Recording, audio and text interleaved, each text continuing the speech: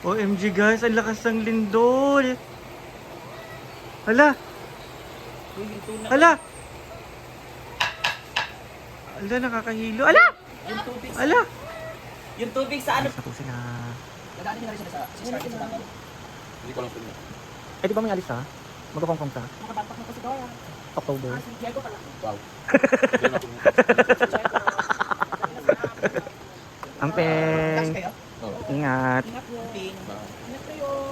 Bakit ba? Nakita natin sa video. So, hindi sila nakadaan dito kasi tingnan nyo, ang taas ng tubig. Maulan doon sa kabundukan, kaya sobrang taas ng tubig guys. Mga kalungko. Ay, wala. Ayan. Sobrang taas guys, kakatakot ko. May mga guests kami tonight na hindi nakauwi kasi mataas yung tubig dito, tapos mataas din yung tubig doon sa kabila. And then iikot sila madam, doon sila sa kanakano dadaan paikot. Overview. Ayan guys, so wala muna makakauwi. Kaya kung may service sila makakauwi sila, eh magtatak lang daw po sila madam. So kukuntin na lang po natin mamayang umaga ang ating vlog for today. Hi everyone, so it's me again. I'm your Mariana Bisosa from the Social Climber Squad. So good morning everybody. So it's already 7 a.m. in the morning. And let's do update here at Hinaguan. Oh my God, basa ang aking tsinelas. And mag-iikot-ikot na naman po tayo dito sa Hinaguan. Another day, another update. And papakita ko po sa inyo yung tubig.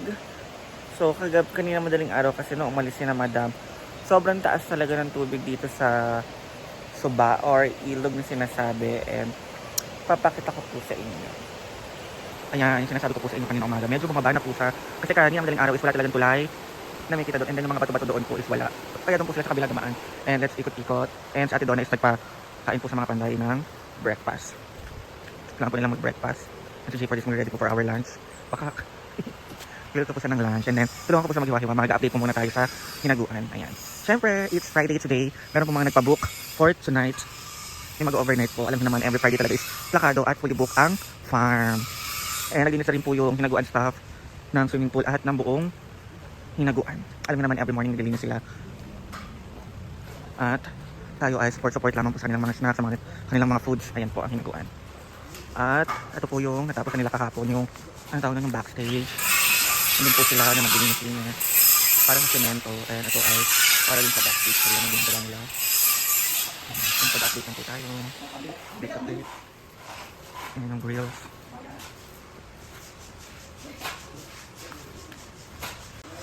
And almost done na.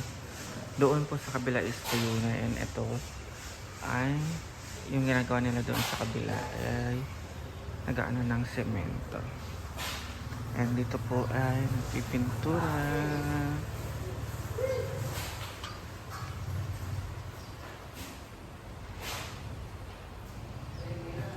Yan po yung pintura ng para sa lahat. So, ayan. Ayan po ay lalagay din po yung sa likod. And doon po ay gumagawa po sila ng semento para po tapusin na yung backstage. And sinamamasita. So, ito po yung snack nila.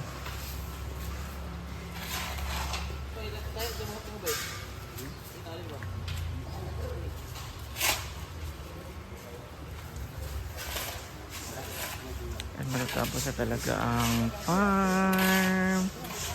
Almost done.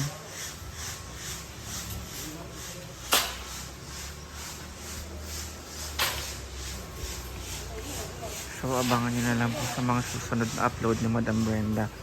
Tapos na po talaga siya. Since Madam po talaga ang mag-video ng final nitong Hinaguan Nature Park. Kami lang po ay mga behind the scenes kung paano matapos. So that is for today's update. Ayan po yung kanilang ginagawa buong araw ngayon. Ang tapusin ng backstage at ang gate and pulling ng gate. Talagang po muna kasi ng pula yun para at least makover yung sa mga hinang ba tawag doon? Yung ganun. Para kapag nilagyan ng kulay pula, ay ng kulay itim, wala nang uka-ukang kulay. So, finish na talaga. Pang finish po yung kulay black. Kasi yung kulay pula, parang pangtakip lang siya ng mga tatapalan yung mga hinang-hinang, ganun ba ata yung tawag doon. And ayun, tutulungan na po natin si Jayford maghiwa-hiwa at kung ano ang kanyang lulutuin para sa lunch ng mga panday at naming mga naka-stay sa hinaguan. So, I'll keeping an update and mag-ingat po si na Madam saan sa Davao. Ayan. So, see you later!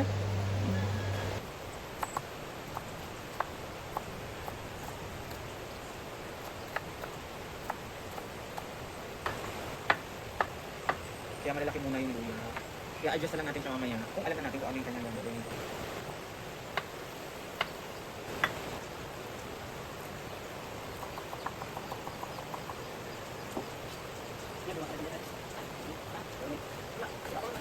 OMG guys, ang lakas ng lindol!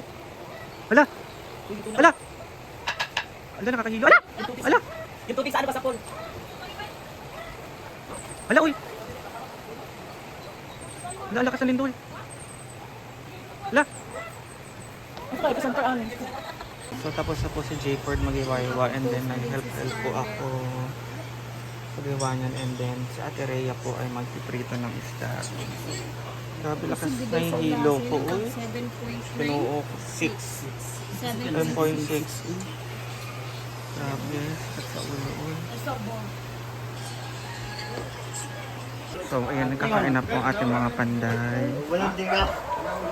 And ayan.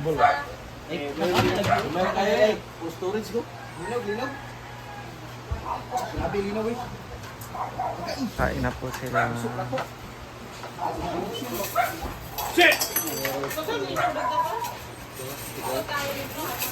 Ay, sorry. Dagat lagi. Oras lagi. Balon siya, balon.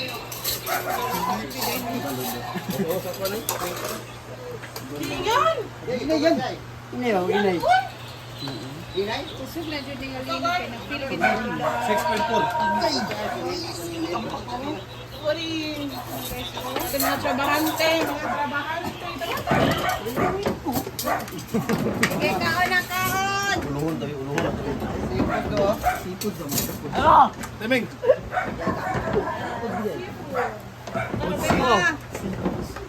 Ah! Sug no. Baik sinimpon no, murag balot ba? So,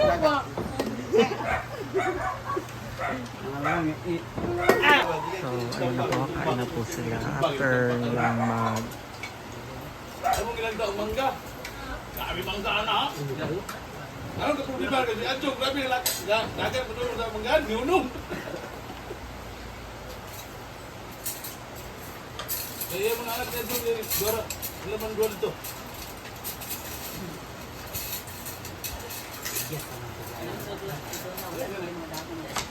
Kau na ba yung mangga? Yung mangga, grabe ka. Kat. Badaw. Hindi daw niya makita.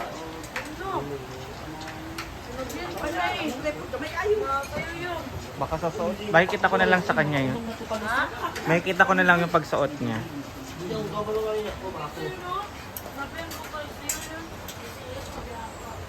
And ayun guys, habang kumakain sila doon, mag-ikot muna tayo dito.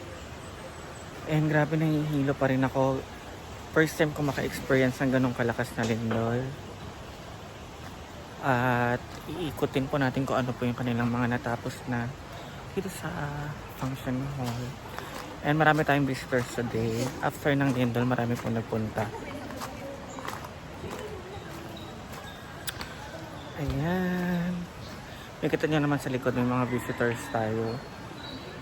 And meron pa doon mga nagla-lunch. Lunch time na ngayon guys. And ay, kahilo. Oh, ito tapos na nila. Ito yung kanina natin inaano. Ayan. And nakulayan na ng color black. Ito kanina kasi kinulayan to ng kulay pula. Ito. And patapos na talaga siya. Parang finishing na lang din yung ginagawa kasi sinesementohan yung likod. So, thank you for watching, guys.